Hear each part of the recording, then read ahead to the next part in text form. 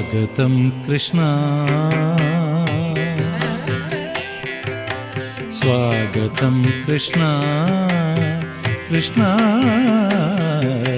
स्वागतं कृष्ण शरणागतं कृष्ण इह स्वागतं कृष्ण शरणागतं कृष्ण स्वागतं कृष्ण शरणागतं कृष्ण मधुरापुरी सदन मृदुवदन मधुसूदन इह स्वागतं कृष्ण शरणागतं कृष्ण मधुरापुरी सदन मृदुवदन मधुसूदन इह स्वागतं कृष्ण शरणागतं कृष्ण मधुरापुरी सदन मृदुवदन मधुसूदन इह स्वागतं कृष्ण शरणागतं कृष्ण मधुरापुरी सदन मृदुवदन मधुसूदन इह स्वागतं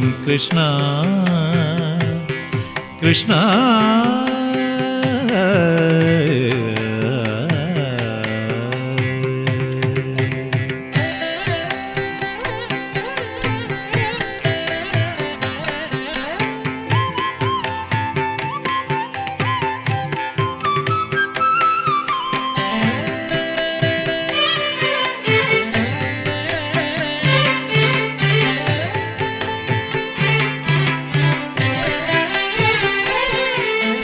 भोगधाप्त सुलभा सुपुष्पगन्धकळभा भोगदाप्त सुलभा सुपुष्पगन्धकळभा भोगधाप्त सुलभा सुपुष्पगन्धकळभा भोगधाप्त सुलभा सुपुष्पगन्धकळभा कस्तूरी तिलक महिपा मम कान्त नन्द गोपकन्त स्वागतं कृष्ण भोगधाप्त सुलभा सुपुष्पगन्धकळभा कस्तूरी तिलक महिपा मम कान्त नन्द गोपकन्त स्वागतं कृष्ण शरणागतं कृष्ण स्वागतं कृष्ण कृष्ण कृष्ण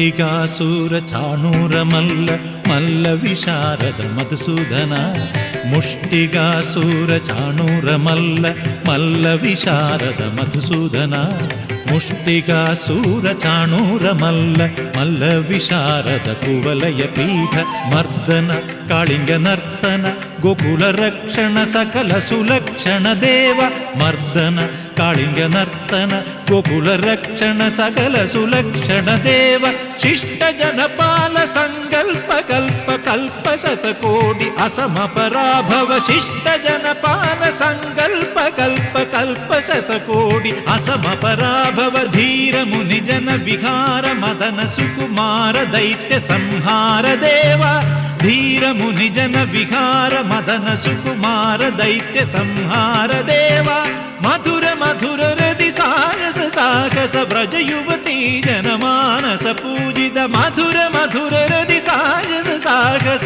व्रज युवती जनमानस पूजित सा दप गरि पगरि सदस सरिग पद स दप गरि पगरि सदस ससरि रि ग पद स स दप प गरि रि पगरि सदस सरि ग रि ग प ग पद स दप गरि पगरि सदस स्वागतं कृष्ण शरणागतं कृष्ण इह स्वागतं कृष्ण शरणागतं कृष्ण मधुरापुरी सदना मृदुवदना मधुसूदना इह स्वागतं कृष्ण శరణాగతం కృష్ణ స్వాగతం కృష్ణ హరే కృష్ణ హరే.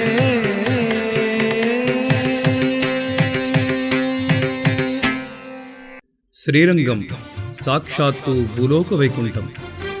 వాస్తవానికి ఈ దివ్యధామం వజ్ర వైడూర్యాదులచే అలంకరింపబడిన స్తంభంబులు, సువర్ణ ప్రాకారాదులచే విరాజిల్లుచున్నది. కాని మన భౌతిక దృష్టిలో మాత్రం కేవలం శిల్పాది భౌతిక వస్తువులచే నిర్మింపబడినదిగా గోచరిస్తుంది. శ్రీరంగనాథుని పరమభక్తుడైన పరాశర భట్టరుకు శ్రీరంగధామం యొక్క వైభవోపేతమైన వాస్తవిక దర్శనం అనుగ్రహించబడినది. వారు తమ కావ్యంలో శ్రీరంగ క్షేత్రపు వజ్రపు స్తంభంబులు ఉన్నతముగా చంద్రుని తాకుచున్నట్లుగా ఉన్నవా అని రాశారు. అందుకే ఎందరో చక్రవర్తులు, సామ్రాట్టులు శ్రీరంగాన్ని వారి సిరి సంపదలతో, ఐశ్వర్యముతో అలంకరించారు. అంతేకాదు, వారు శ్రీరంగనాథునికి భక్తితో వజ్ర వైడూర్యాది ఆభరణములను సమర్పించారు.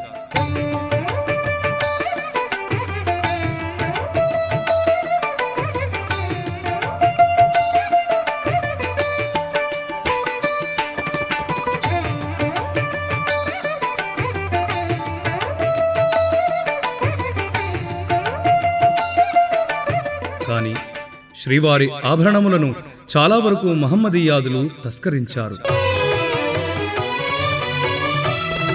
చారిత్రాత్మకంగా సుమారు 3 మొగలాయులు శ్రీరంగంపై దాడి చేసి అపార సిరి సంపదలను కొల్లగొట్టారు.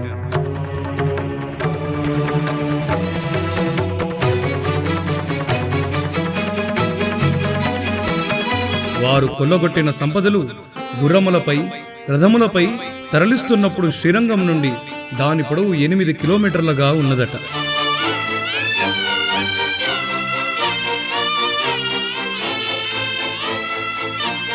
పూర్వం శ్రీరంగనాథుని నేత్రములను ప్రత్యేకమైన వజ్రములతో అలంకరించేవారు. ఈ వజ్రం అందులో ఒకటి. ఈ వజ్రం సరిగ్గా నేత్రాకారంలో ఉంటుంది. ప్రపంచంలో విలువ కట్టలేని వజ్రములలో ఇది ఒకటి. ఈ వజ్రాన్ని ఫ్రెంచ్ దేశస్థుడు అపహరించి విదేశీయులకు విక్రయించాడు. ఈ వజ్రాన్ని మాస్కో దేశంలోని క్రెమ్లిన్ మ్యూజియంలో దర్శించవచ్చు. ఈ వజ్రాన్ని ఇప్పుడు ఆర్లవ్ అని పిలుస్తారు.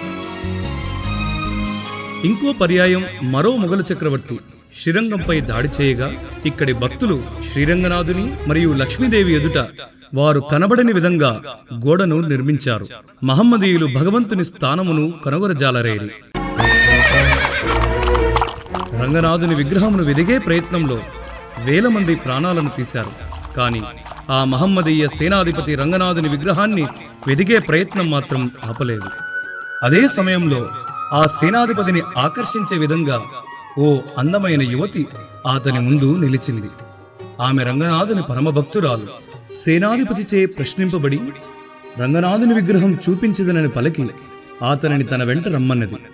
అప్పుడు ఈ ఎత్తైన తెల్లని గోపురంపైకి సేనానిని తోడ్కొని వెళ్ళి అచ్చటి నుండి ఈ బంగారు విమానంలోని ఈ పరవాసుదేవుని విగ్రహాన్ని చూపింది. సేనాధిపతి రంగనాథుని విగ్రహాన్ని కనుగొనే ఆతృతలో ఉన్నప్పుడు ఆ భక్తురాలు అతనిని గోపురం నుండి త్రోసివేసింది. అప్పుడు ఆ సేనాధిపతి పైనుండి క్రిందపడి తలపగిలి మరణించాడు. ఆ దృశ్యాన్ని గాంచి ఇతర సైనికులు భయకంపితులై అచ్చటి నుండి పారిపోయారు. జరిగిన సంఘటనను పునః పరిశీలించుకున్న వెల్లయ్యమ్మాళ్ భగవంతుని ఆలయంలో ఇటువంటి పనిని చేసి తినే అని పశ్చాత్తాపము చెంది ఆ గోపురం నుండి ప్రాణములు తీసుకున్నటకు క్రిందికి దుమికెను. అప్పుడు సాక్షాత్తు శ్రీ రంగనాథుడు ఆమెను స్వయంగా రక్షించి తన భక్త వాత్సల్యతను నిరూపించుకున్నాడు. ఆ విధంగా ఆ భక్తురాలు శ్రీరంగాన్ని కాపాడింది. ఆమె పేరు వెల్లయ్యమ్మాళ్. తమిళ భాషలో వెల్లై అంటే తెలుపు అనే అర్థం. ఆ భక్తురాలి స్మృత్యార్థం ఈ గోపురం అన్ని గోపురముల వలె వర్ణము లేక ఎల్లప్పుడూ తెలుపు రంగులోనే ఉంటుంది.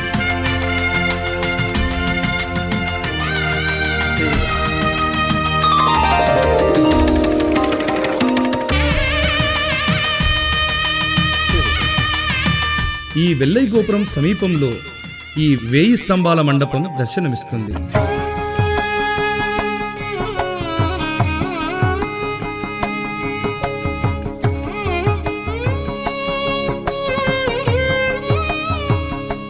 వైకుంఠ ఏకాదశి మహోత్సవాలలో చివరి 10 రోజుల వేడుకలు ఈ మండపంలోనే జరుగుతాయి.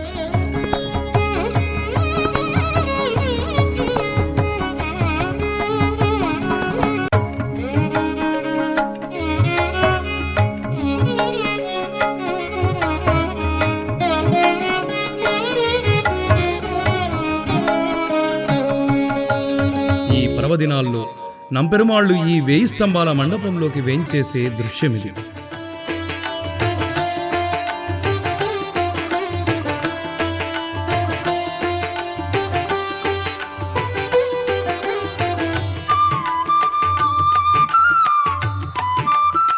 ఆ రోజు భగవంతుని ముత్యములు, పచ్చలు, కెంపులు, వజ్ర వైడూర్యములతో పొదగబడినటువంటి బంగారు కవచమును ధరింపజేస్తారు.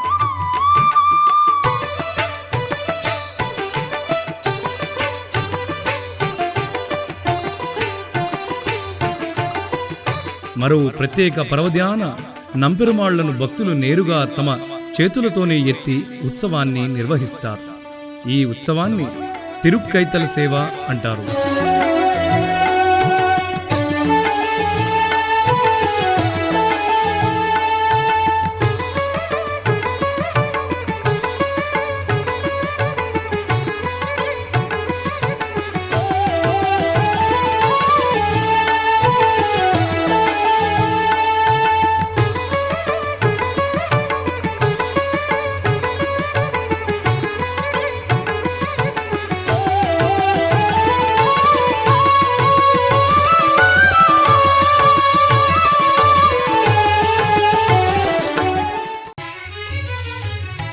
రంగనాథుని గర్భాలయంలో ఈశాన్యం వైపు విశ్వక్సేనుని చిన్న మందిరం దర్శనమిస్తుంది.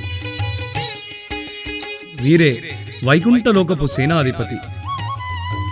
ఈ శ్రీరంగంలో ఏ ఉత్సవారంభంలోనైనా కార్యములు నిర్విఘ్నంగా సాగుటకు ఈ విశ్వక్సేనుల వారిని మొదలుగా ఊరేగింపుగా తీసుకుని వెళతారు. ఇది విశ్వక్సేనుల వారి మూలమూర్తి. మూలవరులకు ముందున్న వీరే వారి ఉత్సవమూర్తి. వీరికి కుడివైపున హనుమంతుడు దర్శనమిస్తాడు.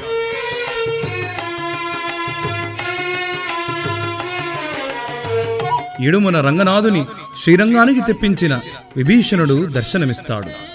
ఈ విభీషణుల వారే నేటికి శ్రీవారి ఏకాంత సేవను నిర్వహిస్తారు.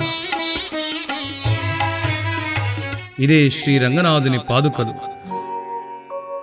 భగవంతుని పాదుకల ప్రక్కనే 4 స్తంభములు కల ఈ మండపం దర్శనమిస్తుంది. పూర్వం నంబిళ్ళై అను ఓ ఆచార్యులు ఈ మండపంలో భగవద్ విషయాలను ప్రసంగిస్తుండేవాడు. ఒకరోజు వారి ప్రసంగం మధురంగా సాగుతున్న వేళ ఈ స్తంభం ఇలా ముందుకు ఒరిగి వారికి సుఖాసనాన్ని కల్పించింది. అదే సమయంలో గర్భాలయంలో శేషునిపై పరుండి ఉన్న రంగనాథుడు పైకి లేచి నంబిళ్ళై ఆచార్యులిస్తున్న ప్రసంగాన్ని వినడానికి గర్భాలయం నుండి వెలుపలికి వేంచేశారు. భగవంతుడే స్వయంగా అచట దివిటీని పట్టుకున్న ఓ భక్తుని భుజముపై తన శ్రీహస్తాన్ని మోపి నంబిళ్ళై ఆచార్యుల ప్రసంగాన్ని వింటున్నారు. స్వయంగా తన ప్రసంగమును వినడానికి వచ్చిన భగవంతుని చూచిన నంబిళ్ళై సిగ్గుతో రంగనాథునితో ఇలా అన్నారు: ఏమిటి స్వామి, ఇది కలియుగం.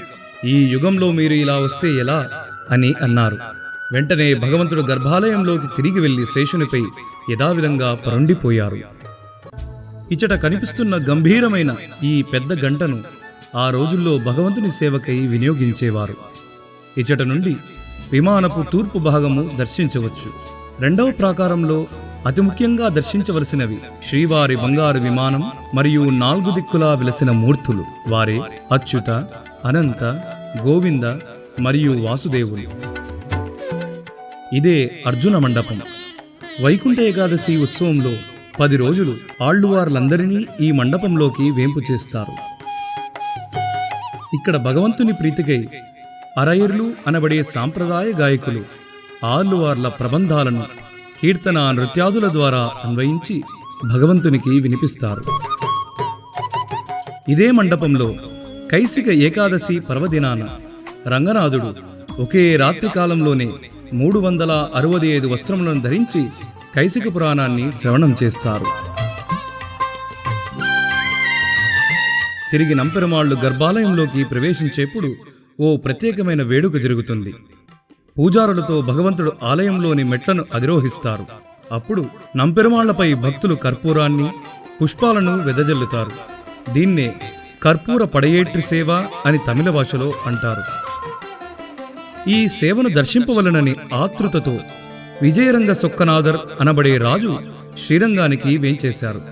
వారు వచ్చేలోపే నంపెరుమాళ్లు గర్భాలయంలోకి వెళ్ళిపోయారు.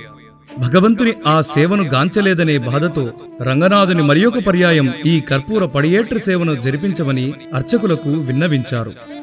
అప్పుడు పూజారులు ఆ రాజుతో ఇలా అన్నారు: నీవు కేవలం సాధారణమైన రాజువి, కాని రంగనాథుడు రాజులకే రారాజు. బ్రహ్మాదిరాజే గరుడాదిరాజే వైకుంఠరాజే సురరాజరాజే త్రైలోక్యరాజే ఖిలలోకరాజే శ్రీరంగరాజే రమతాం మనోమే. కనుక మీరు ఈ సేవను దర్శింపదలచినచో మరో సంవత్సరం వేచి ఉండవలసినదే అని చెప్పారు. భక్తి వినయములతో ఈ రాజు కుటుంబ సమేతంగా 1 సంవత్సరం శ్రీరంగంలోనే నివసించి రంగనాథునికి ఎన్నో సేవలు నిర్వహించారు. కనుకనే ఈ రాజుగారి విగ్రహాన్ని గర్భాలయపు పడమర వైపు ఏర్పాటు చేశారు. వారి సేవలో అతి ముఖ్యమైనవి బంగారు మరియు ముత్యములచే పొదగబడిన ఈ శ్రీవస్త్రం.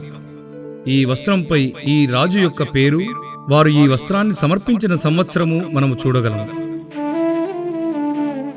నేటికి వైకుంఠ ఏకాదశి ఉత్సవాల్లో రంగనాథుడు ఈ వస్త్రాన్ని ధరిస్తూనే ఉన్నాడు. భగవంతుని సేవకై ఈ మహారాజు అనేక సువర్ణమయమైనటువంటి పాత్రలను సమర్పించారు. అర్జున మండపమునకు ఎడమవైపున ఈ తాయారు సన్నిధిని చూడవచ్చు. ఈవిడే శేరకులవల్లి. ఈవిడ కూడా రంగనాథుని దేవేరియే.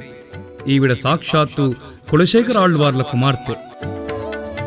రామనవమి రోజున ఈ మండపంలో రంగనాథునికి శేరకులవల్లికి కళ్యాణం జరుగుతుంది.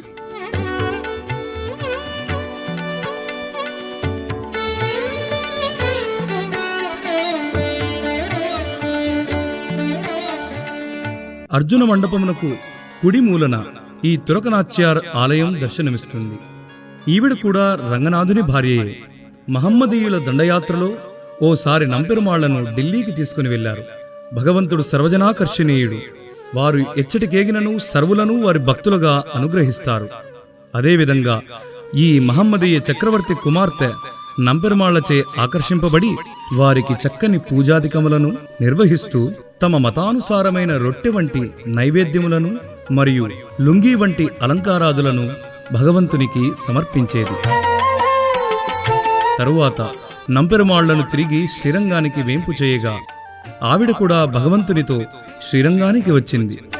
కరుణాసాగరుడైన భగవంతుడు ఆమె ప్రపత్తికి మెచ్చి ఆమెను కూడా పరిణయమాడాడు. కనుకనే ఈ తల్లి జ్ఞాపకంగా నేటికీ రంగనాథునికి ఉదయపు తలిగలో ఈ రొట్టెను నైవేద్యంగా సమర్పిస్తారు. అంతేకాదు, భగవంతుని తిరుమంజన సేవలో లుంగీ వలె వస్త్రాన్ని ఈ విధంగా అలంకరిస్తారు.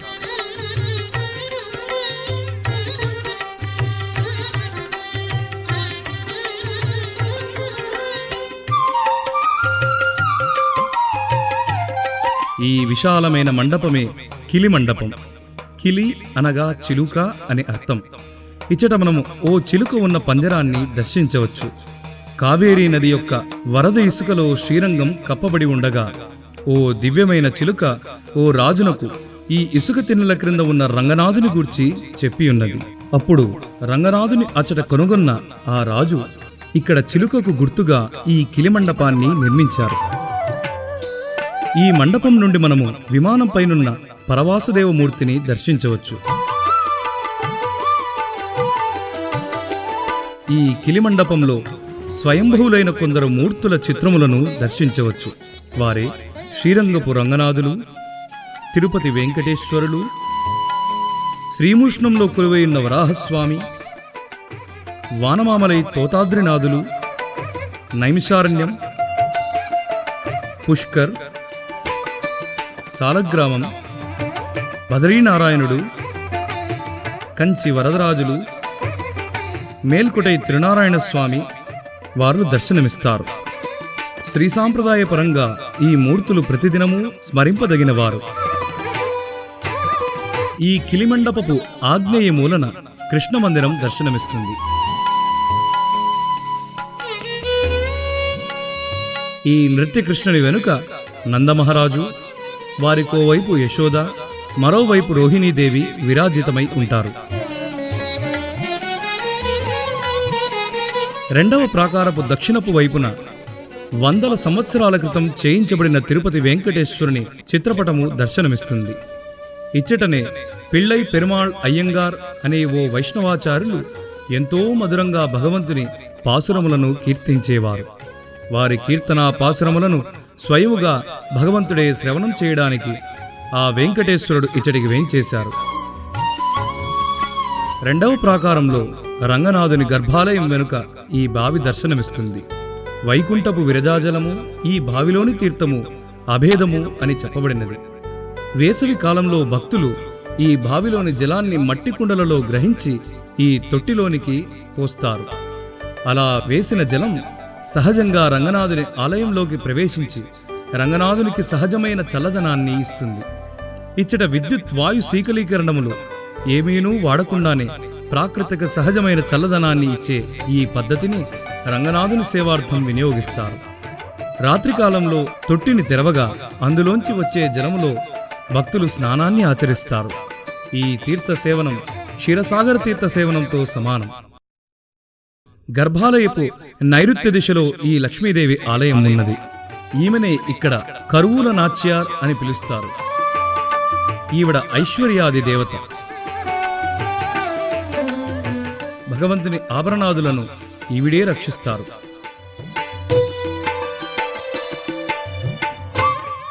భక్తులకు ఈవిడ దర్శనం అరుదు.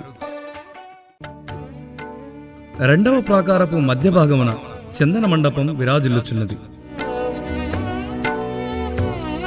భగవంతుని అనుయాయులైన జయ విజయులు అను ద్వారపాలకులు ఇచ్చట దర్శనమిస్తారు.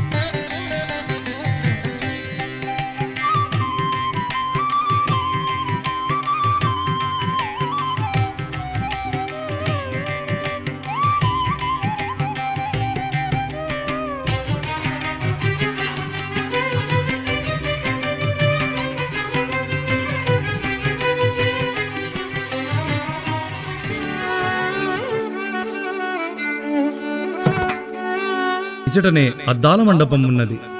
ఈ మండపం కేవలం ఉత్సవ కాలంలో మాత్రమే తెరుస్తారు. ఉత్సవ కాలంలో శ్రీరంగనాథుడు ఇచ్చట వేంచేసి భక్తులను అనుగ్రహిస్తారు.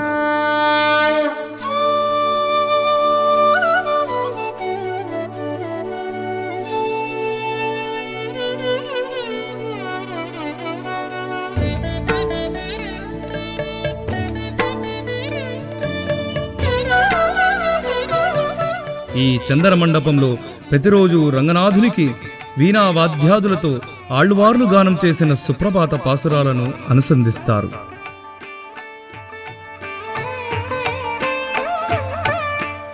తరువాత ఇచ్చటికి గోమాతను తోడుకొని వస్తారు.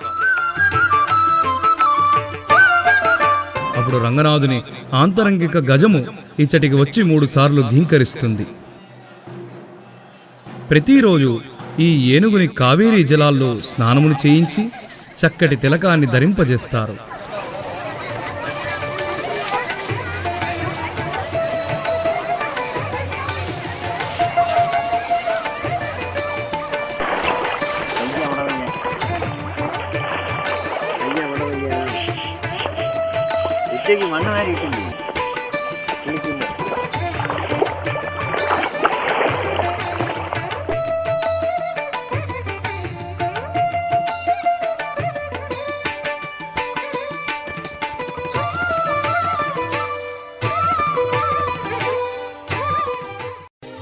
తరువాత భగవంతునికి కావేరీ జలాలను ఈ గజము పైననే చందన మండపానికి తీసుకుని వస్తారు.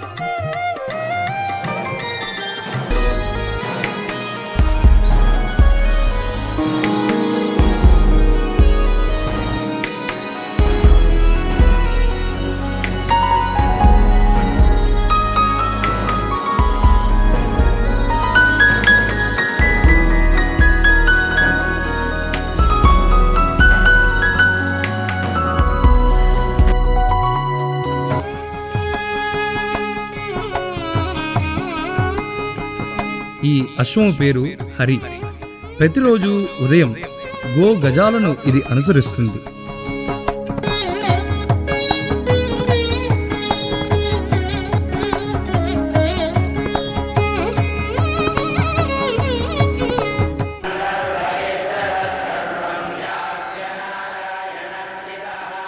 ప్రతిదినము తిరుపతి వెంకటేశ్వరాది సమస్త దివ్యదేశ మూర్తులు శయనించడానికి ఈ శ్రీరంగానికి వస్తారు. అందుకే ఇక్కడి ప్రభాత దర్శనాన్ని విశ్వరూప దర్శనం అంటారు.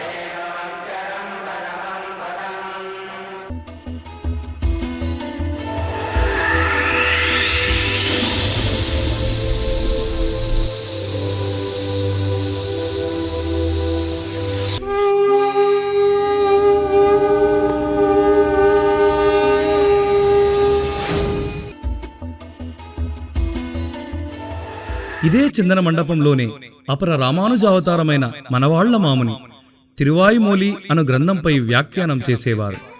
అప్పుడు ఆ వ్యాఖ్యను శ్రవణం చేస్తూ రంగనాథులు 1 సంవత్సరం పాటు సర్వ ఉత్సవాదులను సైతం పరిత్యజించారు. ఆ సంవత్సర చివరి రోజున సాక్షాత్ నంపెరుమాళ్లే ఓ బాలుని రూపంలో మనవాళ్ల మాముని ముందుకు వచ్చి ఒక శ్లోకం పాడారు. అదియే శ్రీశైలేశ దయాపాత్రం. అంతియే కాక భగవంతుడు తానే మనవాళ్ల మామునికి శిష్యుడయ్యారు. రంగనాథుడే స్వయముగా శ్రీవైష్ణవులను వారి ప్రార్థనల ముందు శ్రీశైలేశ దయాపాత్రం అను ఈ తన్నియంతో ప్రారంభించవలసిందిగా ఆజ్ఞాపించారు. నేటికి ఈ భగవత్ శాసనం అన్ని ప్రదేశాల్లో అవిచ్ఛిన్నంగా సాగుతూనే ఉంది. శ్రీశైలేశ దయాపాత్రం శ్రీభక్త్యాది గుణార్ణవం యతీంద్ర ప్రవణం వందే రంయజామాతరం మునిం. భగవంతుడు మనవాళ్ల మాముని శిష్యుడయ్యాక వారి అవతార నక్షత్రమున మొదటి తలిగను నేటికి మనవాళ్ల మహామునికే పంపిస్తున్నారు.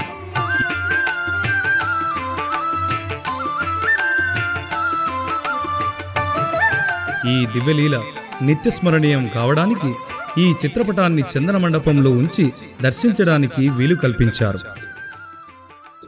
ఈ చందన మండపంలో చక్కటి లోహపు శిల్పకళ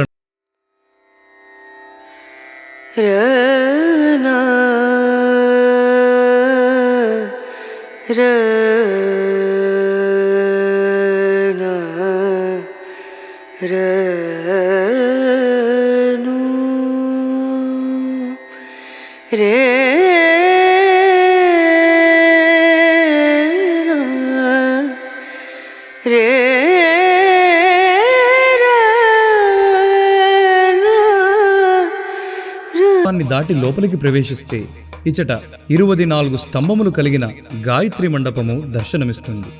ఇచటనున్న ఒక్కో స్తంభము గాయత్రి మంత్రపు ఒక్కో అక్షరమునకు ప్రతీక. ఇచ్చట ఎడుమన వరాహస్వామివారి మూర్తి దర్శనమిస్తుంది. కుడివైపున బదరీనారాయణుడు, గాయత్రీ మండపం నుండి లోపలికి ప్రవేశిస్తే రంగనాథుని గర్భాలయం. ఈ గర్భాలయపు ప్రవేశమున అందమైన 2 సువర్ణ స్తంభాలను దర్శించవచ్చు. భగవంతుని దర్శనార్థమై వెళ్లిన భక్తులు ఈ స్తంభమును స్పృశించిన ఎడల జన్మమృత్యు సుడిగుండము నుండి విముక్తి కావించబడతారు.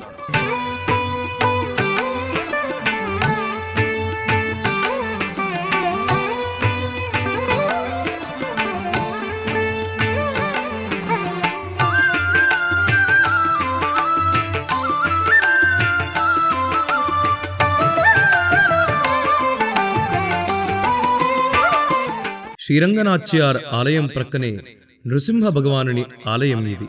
సింహాస్యం తీక్ష్ణదంష్ట్రం త్రినయనముదయద్భానుకోటి ప్రకాశం హస్తైర్దంభోణి ధారాపటుషి. ఈ నృసింహస్వామిని మెట్లగే సింగర్ అని పిలుస్తారు. సర్వాంగ సుందరమైన ఈ మూర్తి ఓ హస్తమును పైకి ఎత్తగా మరో 2 హస్తములతో హిరణ్యకశిపుని అంతమొందిస్తుండగా శ్రీచరణ భాగంలో పరమభక్తుడైన ప్రహ్లాదునిపై కర్ణను సాయించుచున్నారు. మంగళం స్తంభడింభాయ మంగళం మృత్యుమృత్యవే మంగళం. ఈ నృసింహ భగవానుని ఆలయం ముందున్న ఈ మండపాన్ని కంబర మండపం అంటారు. శ్రీ వైష్ణవ పరంపరలో బహు విశిష్ట ఆచార్యులైన శ్రీ యామునాచార్యుల వారి కాలంలో తమిళ కవి అయిన కంబర్ అను ఓ మహానుభావుడు వాల్మీకి రామాయణాన్ని తమిళంలోకి అనువదించారు. వారి అనువాద ప్రథమంలో శ్రీ నృసింహ భగవానుని కీర్తిస్తూ స్తంభోద్భవుడైన ఆ నృసింహమూర్తియే రఘురాముడిగా అవతరించాడని వ్యక్తపరిచాడు. కాని అచటనున్న కొందరు పండితులు కంబర్తో ఏకీభవించలేదు. అప్పుడు పరమభక్తుడైన కంబర్ ఈ మండపమున ఉపవిష్టుడై నృసింహముఖముగా తన రామాయణాన్ని కీర్తించాడు. అప్పుడు తన అనువాదాన్ని ఆమోదిస్తున్నట్లుగా మందిరంలోని నృసింహదేవుడు గర్జిస్తూ నవ్వుతూ తన హస్తాన్ని పైకెత్తాడు. అంతటా చుట్టనున్న పండితులు నివ్వెరపోయి ఆశ్చర్యచకితులై ఆ కవిభక్తుని అనువాదాన్ని ప్రామాణికంగా ఆమోదించారు. ఈ భగవత్ లీలకు ఈ మండపం నేటికి సజీవ సాక్ష్యంగా నిలిచి ఉంది.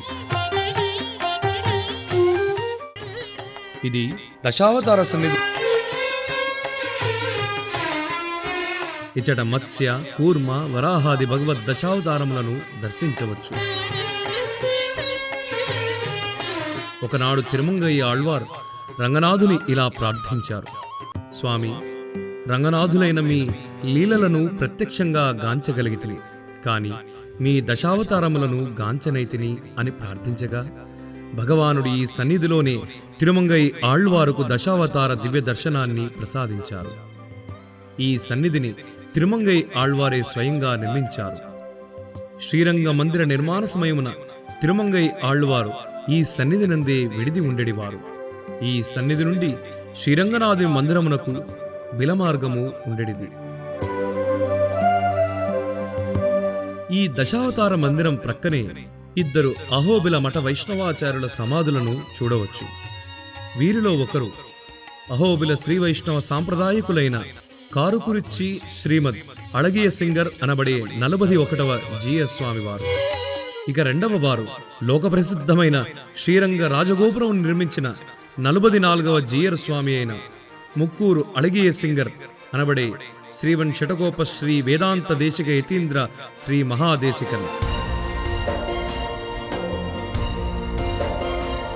శ్రీరంగ క్షేత్రం గురించి వినినంత మాత్రమని మన మనంబున స్ఫురించేది శ్రీరంగ రాజగోపురమే.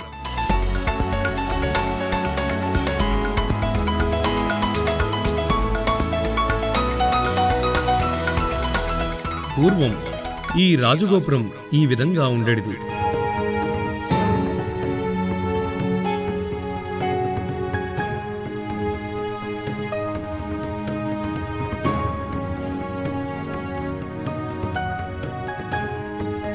ఒకనాడు అలగే సింగర్ జీయర్ స్వామి నిద్రించుచుండగా శ్రీ రంగనాథుడు వారికి స్వప్న దర్శనాన్ని ప్రసాదించి వారి అసంపూర్ణ రాజగోపురాన్ని అందంగా తిరిగి తీర్చిదిద్ది నిర్మించవలసినదిగా కోరారు. అప్పుడు జీయర్ స్వామి రంగనాథునితో ఇలా అన్నారు: నేను నిరుపేదను, నా ఆశ్రమం కూడా సాధారణమైనది. అంతేకాదు, నేను వార్ధక్య పీడితుడను. నా వయస్సు 85 సంవత్సరములు. ఈ గోపుర నిర్మాణము ముగిసేలోపే నేను మరణించవచ్చు అని భగవంతునితో వినయంతో పలికారు. అప్పుడు రంగనాథుడు తనకు అభయాన్ని ప్రసాదించి తను వారి పక్షమున నిలిచెదనని వారిని తక్షణమే గోపుర నిర్మాణాన్ని ప్రారంభించమని కోరారు. మరుసటి దినము రాత్రి నిద్రించుచుండగా శ్రీరంగనాథ్యారు వారి స్వప్నంలో కనబడి తన లక్ష్మీ కటాక్షమును వారిపై ప్రసరింపజేసేదనని గోపుర నిర్మాణం తక్షణమే ప్రారంభించమని కోరారు. ఆశ్చర్యంగా మరుసటి రోజు రాత్రి స్వప్నంలో శ్రీవిల్లుపుత్తూరు గోదాదేవి జీయరుకు దర్శనాన్నిచ్చి తన భర్త అయిన శ్రీరంగనాథుని ఆనందం కొరకు శ్రీవిల్లుపుత్తూరులోని తన గోపురాన్ని మరపించేలా ఘనమైన ఉన్నతమైన గోపురాన్ని శ్రీరంగానే నిర్మించవలసినదిగా కోరారు. అప్పుడు అలగయ్య సింగర్ జీయర్ స్వామి తన 85వ ఏట అనగా 1979వ సంవత్సరంలో శ్రీరంగ రాజగోపుర నిర్మాణానికి శ్రీకారం చుట్టారు. రాజకీయాది బహుక్లేశాధికములను భగవత్కృపతో జయించి భక్తుల సహకరణతో 1987వ సంవత్సరంలో గోపుర నిర్మాణం పూర్తి గావించి మహాకుంభాభిషేకాన్ని ఘనంగా జరిపించారు.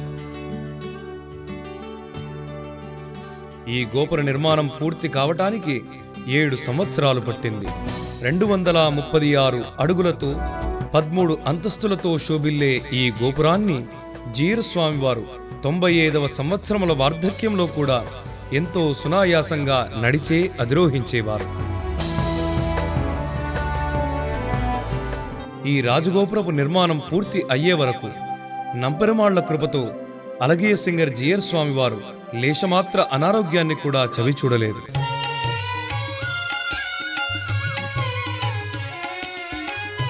వీరు 1991వ సంవత్సరంలో దశావతార సన్నిధిలోనే పరమపదం చేరారు.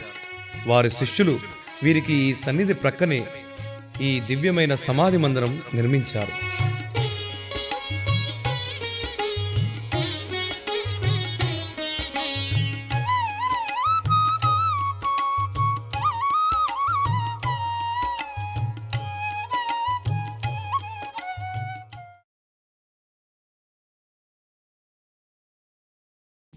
కావేరీ నది ఉత్తర తీరాన యామునాచార్యుల వారు, వెంకటాద్రి స్వామి, మనవాళ్ల మాముని మరియు భగవద్ రామానుజాచార్యుల వారి శిష్య పరంపరలో వచ్చిన ఎందరో జీయర్ స్వాముల వంటి మహానుభావుల సమాధులను దర్శించవచ్చు. రంగనాథుని పరమభక్తుడైన వెంకటాద్రి స్వామి వారి సమాధి ఇదే. వీరు కేవలం 135 సంవత్సరాల క్రితం వారు. వీరు తెలుగు భాషలో రంగనాథునిపై ఎన్నో అద్భుతమైన కీర్తనలను రచించారు. వీరు సదా వీణను చేతపట్టి భగవన్నామాన్ని కీర్తిస్తుండేవారు. వారి పాదములకు గజ్జెలు కట్టి భగవత్ కీర్తనానుసారం వ్యక్తం చేస్తూ భౌతిక ప్రపంచాన్ని మరచి ఆధ్యాత్మిక ఆనందాన్ని అనుభవించేవారు. వారు ఆజన్మాంతం బ్రహ్మచర్యాన్ని పాటించారు. వీరు రంగనాథుని గుణసముద్రంలో మునకలు వేయడమే కాక సహజమైన భూతదయను కలిగినవారు. వీరు ఆంధ్రప్రదేశ్ రాష్ట్రంలోని అల్లూరి అనే ప్రాంతంలో జన్మించారు. వీరు తరువాత కాలంలో కాంచీపురాన్ని చేరుకుని అచట వరదరాజులను కీర్తిస్తూ ఆరాధిస్తూ వారి నివాసాన్ని అక్కడే ఏర్పరచుకున్నారు. అంతేకాదు ఓ చక్కటి ఉద్యానవనాన్ని పెంచి అక్కడి పూలతో మాలలను అల్లి భగవంతుని పుష్పకైంకర్యం చేస్తూ అప్పుడప్పుడు భగవంతునికి దివ్యమైన నైవేద్యాన్ని వండి సమర్పించేవారు.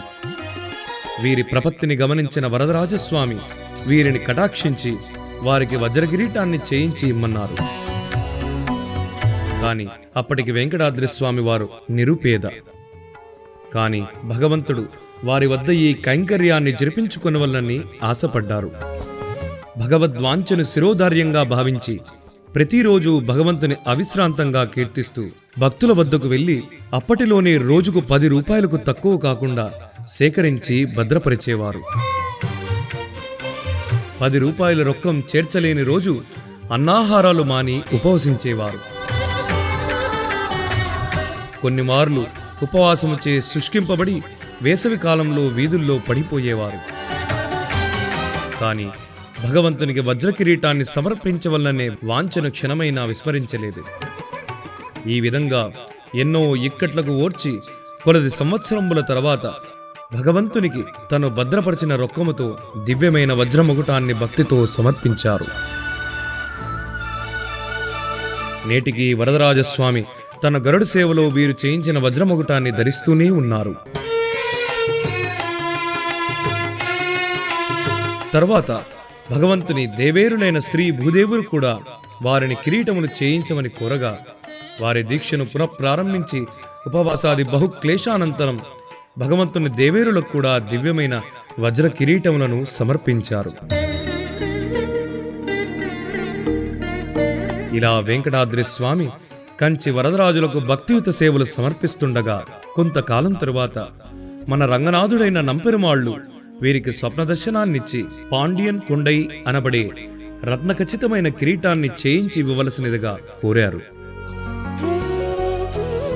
అప్పుడు వెంకటాద్రి స్వామి స్వామితో ఇలా అన్నారు: స్వామి, నాకు నీ కిరీటపు కొలత తెలియదు.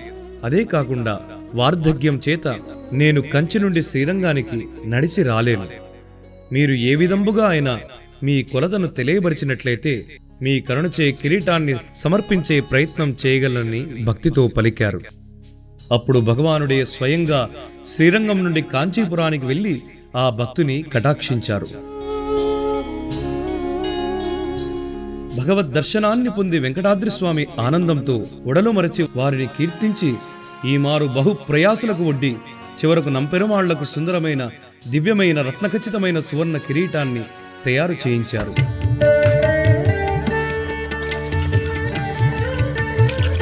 ఆ కిరీటాన్ని శ్రీరంగనాథునికి చేర్చవలననే అభిలాషతో శ్రీరంగానికి బయలుదేరారు. మార్గే మధ్యమున లాల్కుడి అనే ప్రదేశంలో కొందరు దుండగులు వెంకటాద్రి స్వామి వారిని అడ్డగించగా వారు భక్తితో రంగనాథుని ఇలా ప్రార్థించారు: స్వామి, ఈ దివ్య మకుటాన్ని నీ కొరకై కొని తెచ్చి తిని కృపతో దీనిని రక్షింపుడు అని అర్థించారు. అప్పుడు స్వామివారు నృపవేషధారి అయి అశ్వారోహి అయి అచటకు విచ్చేయగా దుండగులు ఆ రాజును చూసి పారిపోయారు. భగవత్ కృపాపాత్రుడై ఆ దివ్య వజ్ర మకుటాన్ని వెంకటాద్రి స్వామి శ్రీరంగాన కొలువైయున్న నంపెరుమాళ్లకు సమర్పించారు. ఇదే వెంకటాద్రి స్వామి రంగనాథులకు చేయించిన వజ్రముకుటం.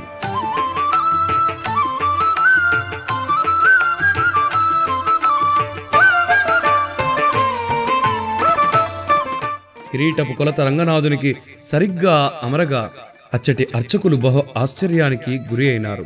ఆ సమయంలో నంపెరుమాళ్లు సంతసించి వెంకటాద్రి స్వామికి తన దివ్యమైన ఆశీస్సులను కృపను ప్రసాదించినారు. ఈ కిరీటం రంగనాథునికి బహుప్రియమైనది. చాలా ఉత్సవాల్లో రంగనాథుడు ఈ కిరీటాన్ని ధరిస్తాడు. రంగనాథుడు వెంకటాద్రి స్వామిని పిలిపించి ఈ కిరీటంలో ఓ ప్రత్యేకమైన పచ్చని వజ్రాన్ని చేర్చమన్నారు. అప్పుడు ఈ వజ్రము ఎచ్చటి నుండి తేవలనో ఆ భక్తుడు భగవంతుని అడగగా స్వామివారే కలకత్తాలోని మాధవ్ షౌకార్ అనబడే ఓ వ్యక్తి చిరునామాను ఇచ్చి వారిని కలవమన్నారు. భగవదాజ్ఞానుసారం వెంకటాద్రి స్వామి కలకత్తాకు వెళ్లి వెలకట్టలేని ఆ పచ్చని వజ్రాన్ని తెచ్చి రంగనాథుని దివ్యమైన కిరీటంలో చేర్చారు. ఈ పచ్చని వజ్రాన్ని మనం నేటికి చూడవచ్చు. వీరు రంగనాథునికే కాకుండా లక్ష్మీదేవికి కూడా కిరీటాది బహుదివ్యాభరణములను సమర్పించినారు. వీరి భక్తికి మెచ్చి శ్రీరంగం కాంచీపురాది పెరుమాళ్లే కాకుండా మదురై కూడలల్లగర్ పెరుమాళ్ళు, తిరుపతి వెంకటేశ్వరులు, తిరువలక్కేని పార్థసారథి పెరుమాళ్ళు వీరికి కిరీటాది దివ్యాభరణములను సమర్పించవలనని అర్థించారు. అంతటి భగవద్భక్తి వెంకటాద్రి స్వామిది. ఎందరో రాజులు రంగనాథునికి ఆభరణాది కైంకర్యంబులను సమర్పించినారు.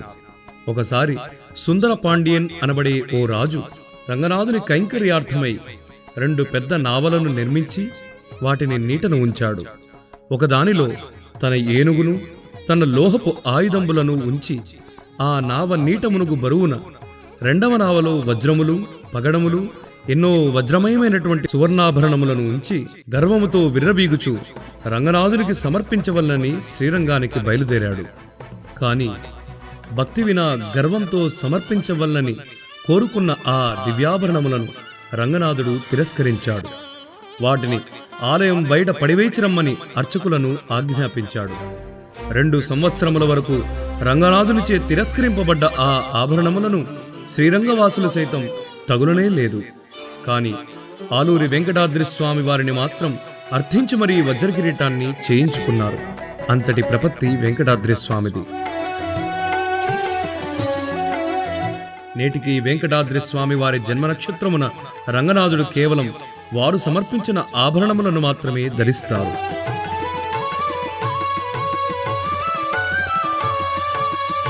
వారి పరమపద దినమున రంగనాథస్వామి వారు ఈ పరమభక్తుని గౌరవిస్తూ వారి నిర్మాల్యాన్ని, ప్రసాదాన్ని వెంకటాద్రి స్వామి సమాధి వద్దకు పంపుతూనే ఉన్నారు. నేటికి వెంకటాద్రి స్వామిని భక్తితో అనుసరించువారు వారి పరమపద దినమున జరుగు ఉత్సవమునకు వారి వీణను గురితెచ్చి భక్తితో వారి ఆశీస్సులను పొందుతారు.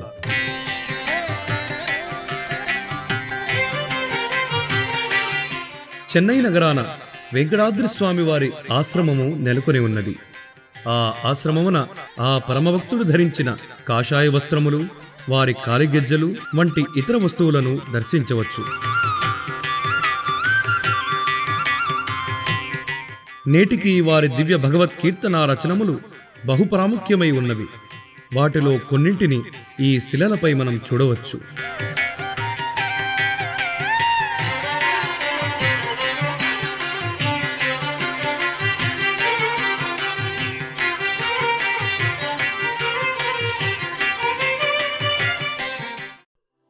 ఇదే శ్రీ వైష్ణవ సాంప్రదాయంలోని అతి ముఖ్యులైన శ్రీ యామనాచార్య స్వామి వారి ఘనమైన సమాధి.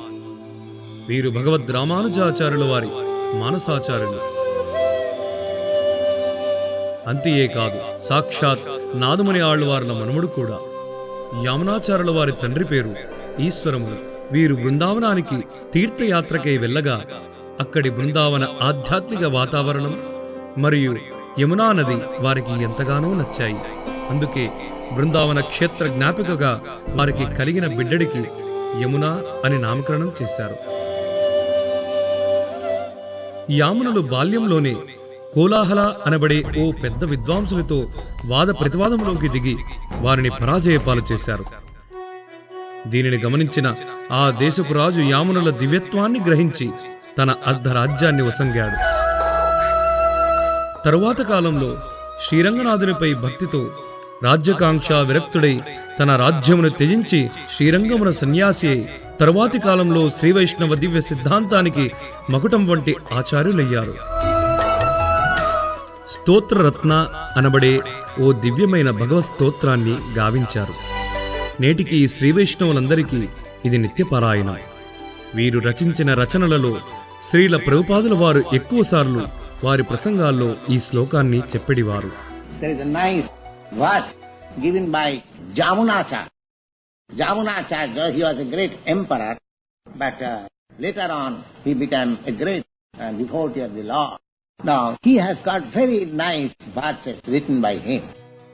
One of the verses is stated like this: Jadavadhi mama chitta krishna padarvinde nava nava dhamarantumasi तदवधीवत नारी संगमे स्मर्चमाने भवती मुख विकार सुष्ठु निष्ठीवनंच. He says the experience of his life.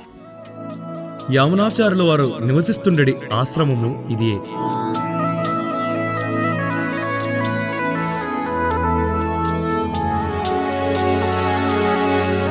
తరువాత దీనిని తన శిష్యుడైన మహాపూర్ణులకు ప్రసాదించారు.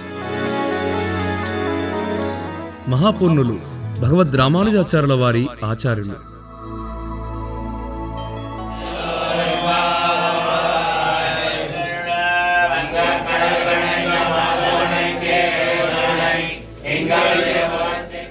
వీరే మహాపూర్ణాది ఇతర మూర్తులు.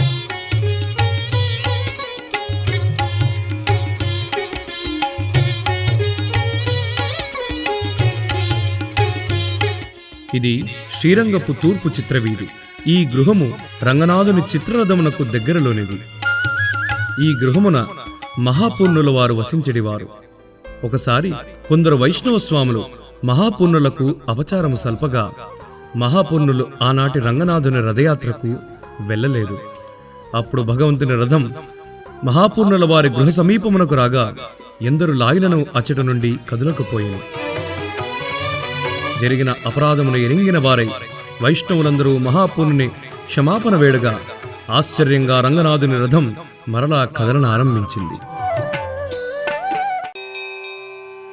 శ్రీరంగానికి 1 కిలోమీటర్ దూరంలో ఉన్న నృసింహదేవుని మందిరం ఇది.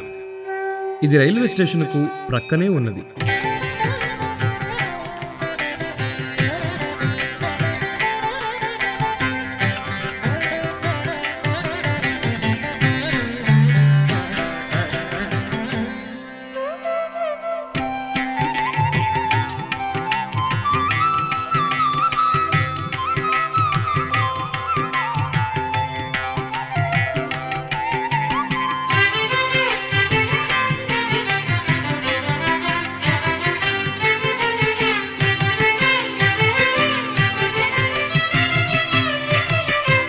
ఇదే శ్రీ లక్ష్మీ నృసింహుల బహుసుందరమైన దివ్యాద్భుత అర్చామూర్తి. భావయేహం శ్రీ నారసింహం భావయేహం. వామహస్తమున లక్ష్మీదేవిని ధరించి తన కుడి హస్తముతో భక్తుల బ్రోచుచున్నాడు. భుజధృత వరచక్రధరం అభయకరం విభవజిత శత క్రతురమామనో. పూర్వం ఈ ప్రదేశం దట్టమైన కీకారణ్యం. సదా గజముల గుంపులచే ఇచ్చటి ఋషుల తపంబులు భగ్నమయ్యేడివి. అప్పుడు ఋషి జనార్దనును గ్రహించి నృసింహుడు ఇచ్చట కరువైనాడు. విజయదశమి పండుగ నాడు శ్రీరంగనాథుడు బంగారు అశ్వముపై వేటకు వచ్చిన విధముగా ఈ మందిరమునకు విచ్చేస్తారు.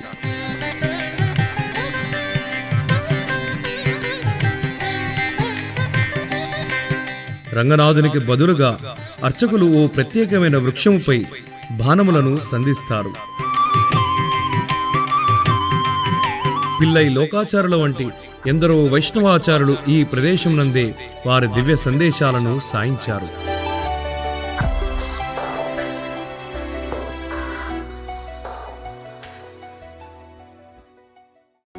నాచియార్ కోయిల్ రెండవ దివ్యదేశం తిరుక్కోడియూర్.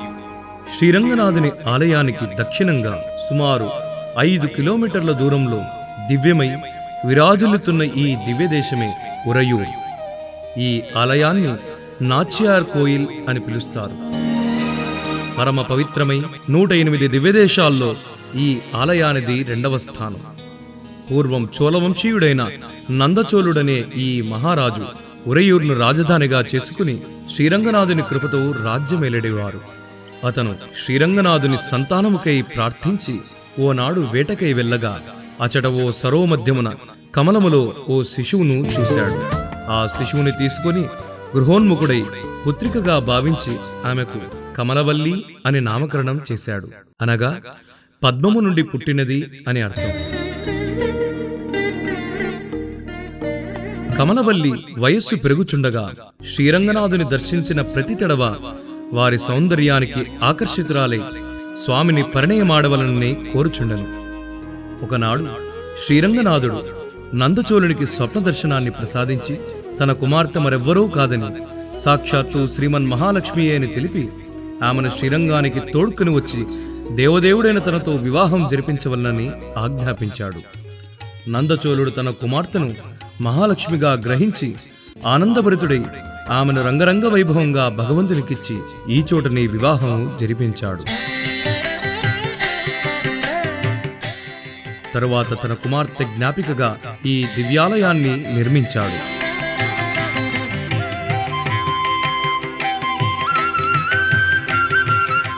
ఈ మందిరపు గర్భాలయంలో రంగనాథుడు అభయహస్తముతో నిల్చుని ఉంటాడు. ఈ మూర్తిని అళగియ మనవాళన్ అని పిలుస్తారు. అంటే అందమైన నవవరుడు అని అర్థం. ఈమెయే పద్మహస్త అయిన కమలవల్లి తాయారుల మూలవరులు. ఈమెయే అందమైన తాయారు ఉత్సవవరులు.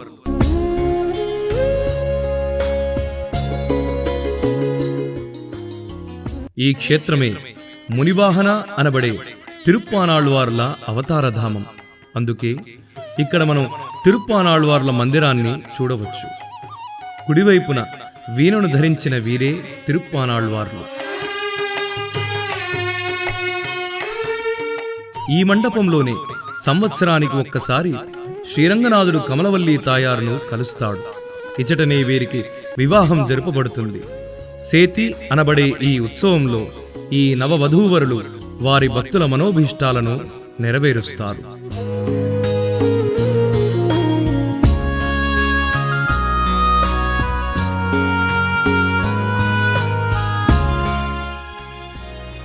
ఉత్తమర్ కోయిల్ మూడవ దివ్యదేశం తిరుక్కరంబనూరు. ఈ ఆలయాన్ని ఉత్తమర్ కోయిల్ అని పిలుస్తారు. ఇది శ్రీరంగం నుండి 4 కిలోమీటర్ల దూరంలో వెలసి ఉంది.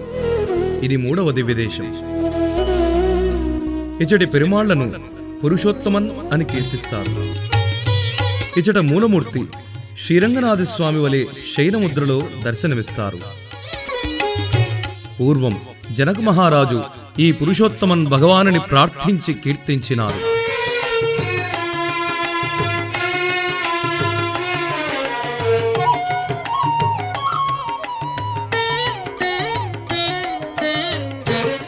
ఇచట మహాలక్ష్మీదేవికి ఓ ప్రత్యేక మందిరం. ఈ అమ్మను పూర్ణవల్లి అని పిలుస్తారు. ప్రత్యేకించి ఈ తల్లి మన అపరాధముల నుండి, మన శాపముల నుండి మనలను విముక్తి గావిస్తుంది. పూర్వం భూతపతి అయిన పరమేశ్వరుడు ఈ తల్లిని యాచించి తమ పాతకములను పోగొట్టుకున్నాడట. అందుకే ఇచట ఈశ్వరుణ్ణి భిక్షాటనేశ్వరుగా దర్శించవచ్చు. అంతేగాక భగవత్ప్రీతికై ఈ దామమునందు బ్రహ్మదేవుడు గరుడు తపస్సు ఎనర్చియుండను. ఈ క్షేత్రమునందే త్రిమూర్తుల దర్శనార్థమై కదంబ మహర్షి ఘోర తపంబును ఆచరించాడు. అందువలననే ఈ దామమున మనము నేటికి బ్రహ్మ విష్ణు మహేశ్వరులను దర్శించవచ్చు. శ్రీరంగ క్షేత్రమున ప్రాకార నిర్మాణము గావించు సమయమున తిరుమంగై ఆళ్వార్లు ఈ దివ్యదేశమునందు సంవత్సర కాలం పూర్తిగా వసించారు. అంతేకాదు ఈ పురుషోత్తమన్ భగవంతునిపై తన మంగళాశాసనములను కూడా సమర్పించారు. తిరువెళ్లరై 4వ దివ్యదేశం. ఉత్తమర్ కోయిల్ నుండి 25 నిమిషముల ప్రయాణ దూరంలో ఉన్న ఈ మందిరమే 4వ దివ్యదేశమైన తిరువెళ్లరై. మహామహిమాన్వితమైన ఈ ఆలయ నిర్మాణం శ్రీరామచంద్రుని పూర్వజులైన శిబిచక్రవర్తి నిర్మించారు. ఈ ఆలయాన్ని కేవలం ప్రాప్తమున్న వారే దర్శిస్తారన్నది నిజం. ఈ ఆలయంలో ప్రతిదీ ప్రత్యేకమే. మొదటిలో ఈ దివ్యమైన అందమైన గోపురం దర్శనమిస్తుంది. ఈ గోపురం ముందు కనిపిస్తున్న ఈ 18 మెట్లు భగవద్గీతలోని 18 అధ్యాయములకు ప్రతీక. తరువాతి 4 మెట్లు 4 వేదములు. ఇదే ఆలయపు బలిపీఠం. ఈ బలిపీఠాన్ని ప్రార్థనా బలిపీఠం అని పిలుస్తారు. భగవంతుని ప్రతినిధిగా ఈ బలిపీఠానికే అభిషేకం చేస్తారు.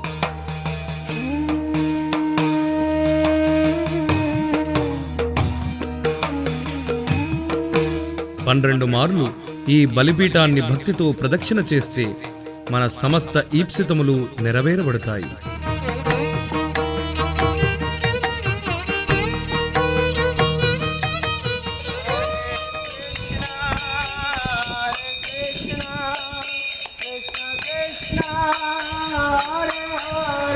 ఈ బలిపీఠ ప్రార్థన తరువాత ఆలయంలో ప్రవేశించే ముందు ఈ 5 మెట్లు దర్శనమిస్తాయి.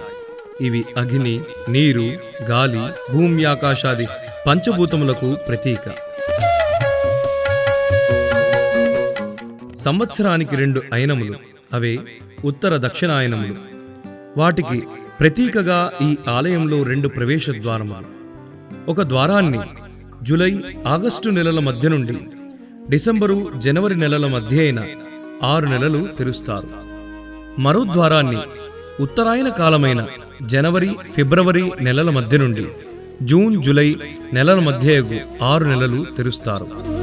ఇచట అష్టాక్షరి మహామంత్రమైన ఓం నమో నారాయణాయకు ప్రతీకగా 8 మెట్లు దర్శనమిస్తాయి. ఇవి దాటగానే గాయత్రి మంత్రంలోని 24 అక్షరములకు 24 మెట్లు. ఇచట పెరుమాళ్లకు సూర్యచంద్రులిరువురు చామేరి సేవను సమర్పిస్తారు. వీరే కరుణాసాగరుడు వాత్సల్య జలది అయిన పుండరీకాక్ష పెరుమాళ్ళు.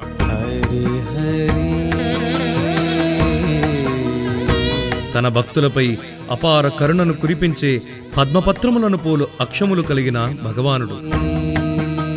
ఈ భగవానుడు ప్రయోగ చక్రాన్ని ధరించి సర్వాంగ సుందరంగా నిల్చుని ఉంటారు. పైన కనిపించు ఈ ఇరువురు మూర్తులు భగవానునికి చామేరి సేవను సమర్పిస్తున్న సూర్యచంద్రులు. కుడివైపున మనుష్య రూపంలో అంజలి ఘటిస్తున్న వీరు ఆదిశేషులు. ఎడుమన గరుడు దర్శనమిస్తాడు.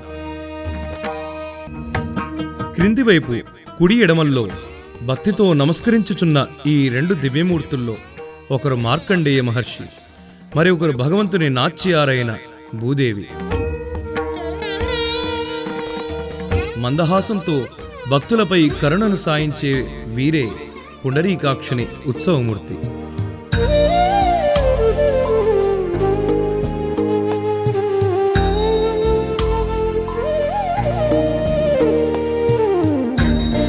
ప్రక్కనే పంకజవల్లిగా కీర్తింపబడే మహాలక్ష్మీదేవి. ఈ క్షేత్రమున మహాలక్ష్మికే ఆధిపత్యాన్ని ఉసంగారు శ్రీమన్నారాయణుడు. ఉత్సవ కాలంలో పంకజవల్లి తాయారు ముందు నడువుగా పుండరీకాక్షుడు ఈమెను అనుసరిస్తాడు. ఉత్సవ సమాప్తి కాలంలో అమ్మవారు ఆలయానికి త్వరగా విచ్చేస్తారు. ఆలస్యంగా విచ్చేసిన పుండరీకాక్షుని అమ్మవారు ఈ నాడీ కేటాన్ వాసల్ అనబడే ఈ ద్వారం వద్ద అడ్డగించి స్వామివారి ఆలస్యానికి కారణం తెలుపమని అడుగుతుంది. అంతేకాదు, తను బయటకు వెళ్లిన సమయము, తిరిగి వచ్చిన సమయాలను విచారించి భగవంతునితో వాదోపవాదమునకు దిగుతుంది. ఓం అపవిత్ర పవిత్రోవా సర్వావస్థాంగతోపివా అను శాస్త్రవచనమునకు జన్మస్థలము ఈ దివ్యధామమే. अपवित्रः पवित्रो वा सर्वावस्थाङ्गतोऽपि वा यस्मरेत् पुण्डरीकाक्षं स बाह्याभ्यन्तरः शुचिः. ఈ వచనంలోని పుండరీకాక్షనామం ఈ క్షేత్రమున వెలసిన దేవాదిదేవుడైన పుండరీకాక్ష పెరుమాలను సూచించున్నదే. కేవల పుండరీకాక్ష నామస్మరణ మాత్రేన అంత బహికల్మషములు నశిస్తాయి. శ్రీవైష్ణవ సాంప్రదాయానుసారంగా ఈ తిరువళ్ళరై దివ్యధామ దర్శన భాగ్యం లేకుండా ఎవరునూ పరిపూర్ణులు కాలేరు.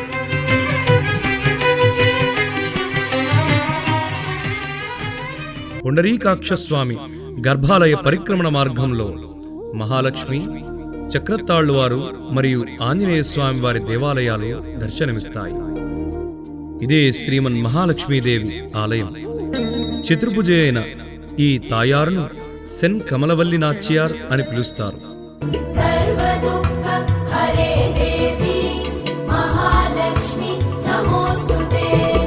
ఈ తల్లి భగవానునికి నిత్యం ఆనందాన్ని అందిస్తుంది. వీరే అమ్మవారి ఉత్సవవరులు.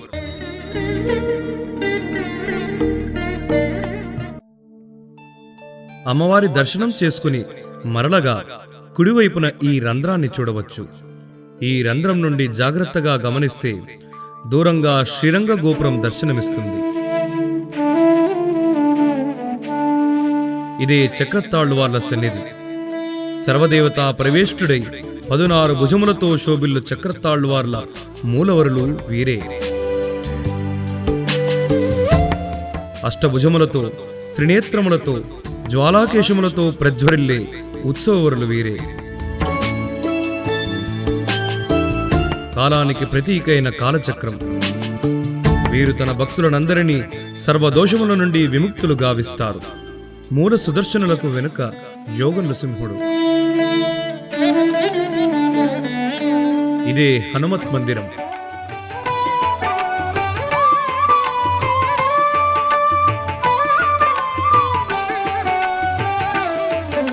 వీరిని కార్యసిద్ధి హనుమంతుడు అని పిలుస్తారు. ఈ హనుమంతుని విగ్రహానికి నేత్రములు పెరుగుచున్నవని విశ్వాసం. పుండరీకాక్ష భగవానుని ఆలయం వెనుక దిగువ భాగంలో ఓ గృహను దర్శించవచ్చు. ఇక్కడే మార్కండేయ మహర్షి తపమునాచరించెను. ఈ చోటనే భగవానుడు మార్కండేయునకు, శివచక్రవర్తికి, భూదేవికి దర్శనమును ఉసంగెను. పుండరీకాక్ష భగవానుని ఆలయం ఎదురుగా ఉన్న ఈ భవనములో భగవద్ రామానుజాచార్యుల వారు 1 సంవత్సరం పాటు విడిది చేశారు.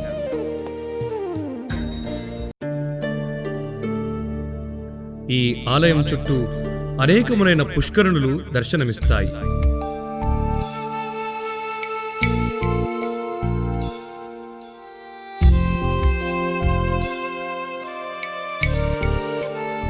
ప్రత్యేకంగా ఈ సరస్సునందు మహాలక్ష్మీదేవి తపంబును ఆచరించినది. ఈ ఆలయము ఎత్తైన ఘనమైన ప్రాకారంబులచే చుట్టబడి ఉన్నది.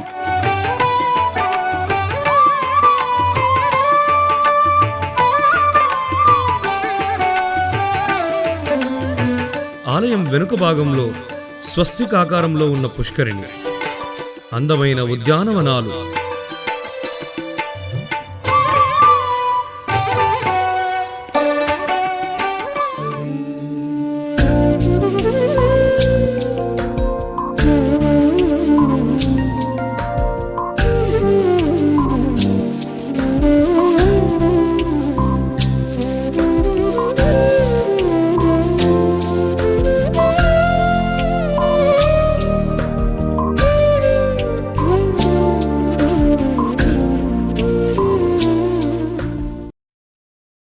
రంగనాథుడు నేటికి కావేరీ నదీ తీరంలో నిత్యలీలలను ఆచరిస్తూనే ఉంటారు.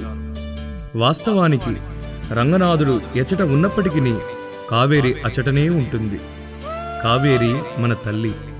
ఆమె కరుణాంతరంగా కేవలం తనలో స్నానమాచరించి ఆ తీర్థాన్ని సేవించిన జీవులందరికీ పాప విముక్తిని ప్రసాదిస్తుంది. కేవల కావేరీ దర్శనం సైతం జీవులను ఉద్ధరింపచేసి పుణ్యలోకాలను ప్రాప్తింపజేస్తుంది. ఇచట కావేరీ తల్లి ఎంతో దీక్షను వహించి రంగనాథుని తన వద్దకు రప్పించుకుంది. కనుకనే ఆళ్వార్లు కావేరీ వైభవం రంగనాథుని వైభవం కంటే గొప్పదని కీర్తించారు. శాస్త్రములలో ఇలా చెప్పబడింది: కావేరీ విరజాశయం వైకుంఠం రంగమందిరం. అనగా వైకుంఠ నగరాన ప్రవహించు విరజానదికి కావేరికి భేదం లేదని అర్థం. వైకుంఠం రంగమందిరం అనగా శ్రీరంగానికి వైకుంఠానికి అభేదమని అర్థం. ఈ కావేరీ తీర్థాన సనక సనందనాది మహర్ష్యాదులు వృక్షరూపంలో తపస్సు ఆచరిస్తూ ఉంటారు. ఈ శ్రీరంగ క్షేత్రంలో రంగనాథుని అనుగ్రహం చేత కావేరికి గంగానది కంటే విభవములు అధికముగా కలవు. అగ్నిపురాణంలో ఇలా చెప్పబడింది: 14 భువనములలోని 66 కోట్ల తీర్థంబురు తులామాసంలో అనగా సెప్టెంబరు మరియు అక్టోబరు నెలల మధ్యలో ఈ కావేరీ నదిలో ప్రవేశిస్తాయి. కావేరీ నదిలో ఈ తులా స్నానం గంగాది నదీ స్నానముల కంటే పవిత్రమైనది. ఒకానొక కాలంలో ఓ అంగవైకల్యుడు కావేరిలో తులా స్నానం ఆచరించుటకు శ్రీరంగానికి బయలుదేరాడు. 1 మాసం పాటు అనేక ఇక్కట్లకు ఓర్చి శ్రీరంగాన్ని చేరినప్పటికే తులామాసపు పుణ్యకాలము అయిపోయింది. ఆ భక్తుని దుఃఖము కట్టలు తెంచుకుంది. రోధించసాగాడు. కన్నీరు కారచుండగా భక్తవరదుడైన రంగనాథుణ్ణి ప్రార్థించాడు. అప్పుడు కరుణాసముద్రుడైన రంగనాథుడు ఆ భక్తునికి తులామాసపు కావేరీ స్నాన పుణ్యఫలాన్నంతా అనుగ్రహించాడు. అంతేకాదు, అతనికి మోక్షాన్ని కూడా ప్రసాదించాడు. అందుకే అప్పటి నుండి తులామాసపు తర్వాత రోజును ముడవణ్ముళక్కు అని పిలుస్తారు. ఎవరైతే ఈ పుణ్యదనాన కావేరీ స్నానం ఆచరిస్తారో వారికి తులామాసం మొత్తం కావేరీ స్నానం ఆచరించిన ఫలం దక్కుతుంది. అంతేకాదు వారు సమస్త పాపముల నుండి విడువడి భగవద్ధామం తప్పక చేరుకుంటారు. ఈ తులామాసంలో కావేరీ నది నుండి బంగారు బిందెల్లో తేవడిన తీర్థమును అందంగా అలంకరింపబడ్డ ఏనుగులపై ఉంచి ఛత్ర చామేరియాది మర్యాదలతో వేద బ్రాహ్మణ సహితంగా మేళతాళాలతో రంగరంగ వైభవంగా శ్రీరంగనాథుని ఆలయానికి తీసుకుని వస్తారు. ఇది తప్పక చూడవలసిన వేడుక.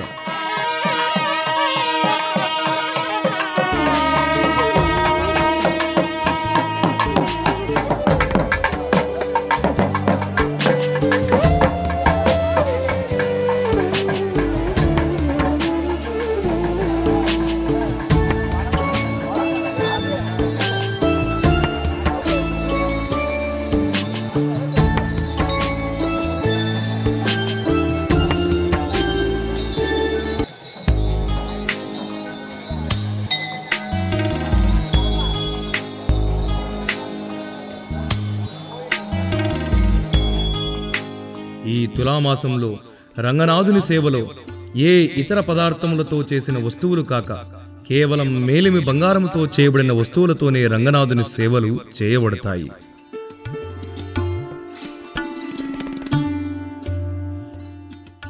పూర్వం శ్రీరంగనాథుని తెప్పోత్సవాలు కావేరీ నదిలోనే జరిగేవి.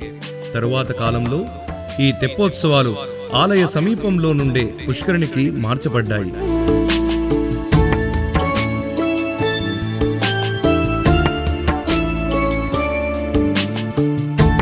మార్చి నెలలో వచ్చే రంగనాథుని బ్రహ్మోత్సవాలలో ఒకనాటి రాత్రి స్వామివారి ఈ చిన్న రజత విగ్రహమును కావేరిలో స్నానసేవకై తీసుకుని వస్తారు.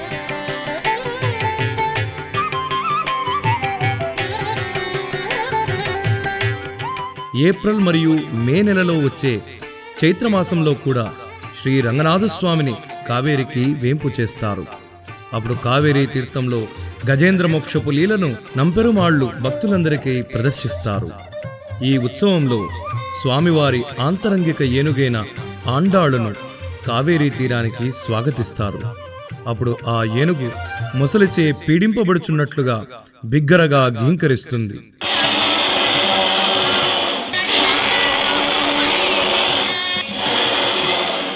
అప్పుడు భగవంతుడు తన సుదర్శనమును సంధించి గజరాజును రక్షించిన రీతిగా అర్చక స్వాములు భగవన్ నిర్మాల్యాన్ని ఏనుగుపైకి విసిరివేస్తారు. ఆ తరువాత ఈ స్వామివారి ఆంతరంగిక ఏనుగుకు శ్రీవారి ప్రసాదము మరియు మర్యాదలు లభిస్తాయి. జూలై మరియు ఆగస్టు నెలల మధ్యలో వచ్చే ఓ ప్రత్యేకమైన ఉత్సవంలో నంపెరుమాళ్లు కావేరికి వెంచేసి వారి ప్రసాదాన్ని, శ్రీవస్త్రాలను, మాంగళ్యాది పరమ పవిత్రమైనటువంటి స్వామివారి అనుగ్రహాన్ని కావేరికి ప్రసాదిస్తారు. ఈ ఉత్సవాన్ని తమిళ భాషలో ఆడి పదినెట్టు అంటారు. ఇది తమిళులకు ఓ పెద్ద పండుగ. ప్రతిరోజు రంగనాథుని సేవకై వినియోగించు తీర్థాన్ని అర్చకులు వెండి బిందెలతో ఈ కావేరీ నది నుండే కొలిపోతారు.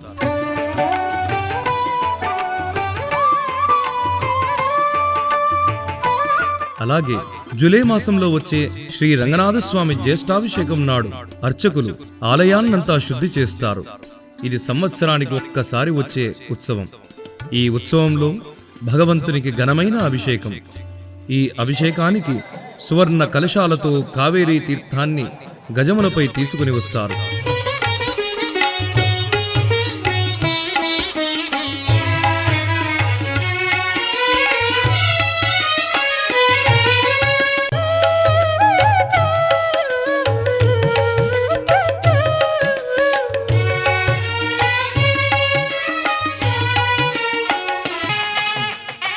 వెండి బిందెలలో కావేరీ తీర్థాన్ని తెస్తున్న బ్రాహ్మణులు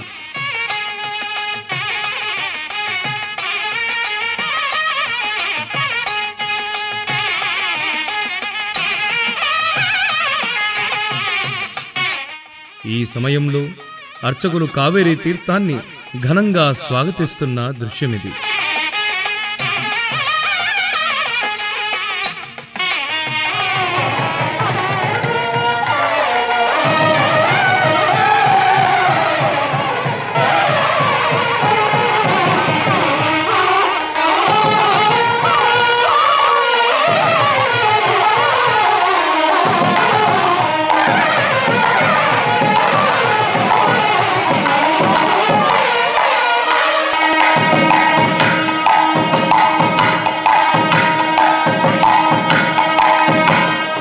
జ్యేష్ఠాభిషేక సందర్భంగా అర్చకులు భగవంతుని సువర్ణ హస్తాలను, సువర్ణ తిరువడిని భక్తుల శిరస్సుపై ఉంచుతారు.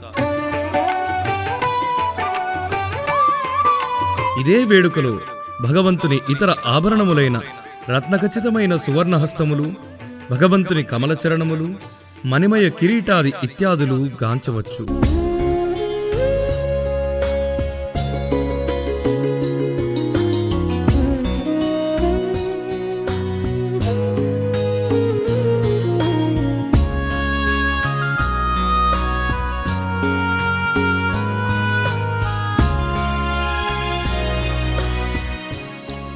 ఆలయంలోని సర్వదేవతామూర్తుల అభిషేకానంతరం అర్చకులు భక్తితో శ్రీ రంగనాథుని మూల తిరుమేనికి సుగంధభరితమైన మూలికామయమైన తైలమును సమర్పిస్తారు. ఈ జ్యేష్ఠాభిషేకం తరువాత 90 రోజులు మూలవరుల తిరుమేనికి ముందు ఓ తెరను అమర్చుతారు. ఈ 90 రోజులు మూలవరుల శ్రీముఖం మాత్రమే దర్శనం. ఈ 90 రోజుల మధ్యకాలంలో 10 దినములు పవిత్రోత్సవం అనబడే ఉత్సవము జరుగుతుంది. ఈ 10 దినములు భగవంతుని ముందున్న తెరను తొలగించి శ్రీవారి తిరుమేనిని దర్శింపగలిగే భాగ్యాన్ని అందరికీ కల్పిస్తారు. ఈ పవిత్రోత్సవంలో ఆలయంలోని సర్వదేవతామూర్తులకు పవిత్ర అనబడి దివ్యమైన పట్టుదారాలను మాలలుగా సమర్పిస్తారు. భగవంతుని ప్రీత్యర్థం యాగశాలలో వివిధములైన యజ్ఞములను నిర్వహిస్తారు. ఈ ఉత్సవంలోనే భగవంతునికి 365 నీరాజనాలు సమర్పిస్తారు. ఈ పవిత్రోత్సవములలో 2వ రోజు భగవంతునికి విశేషమైన సేవ. ఈ సేవనే అంగోపాంగ సేవ అనబడే పూచాండి సేవ చేస్తారు. ఈ సేవలో భగవంతుని తిరుమేనినంతటను పవిత్రమైన పచ్చని దారాలతో నింపివేస్తారు. ఈ సేవ కేవలం సంవత్సరానికి 2-3 గంటలు మాత్రమే దర్శనీయం. రంగనాథుని వైభవాన్ని కీర్తించడానికి 1000 పడగల అనంతునకు సైతం సాధ్యపడదు. మరి భగవద్భక్తుల వైభవమైతే వర్ణనాతీతం. అటువంటి మహత్తరమైన దివ్యత్వాన్ని ఈ చిన్న డివిడిలో వ్యక్తపరచవలననేది సాహసమే అవుతుంది. శ్రీరంగరాజ చరణ దాసదాసో శరణం నమ.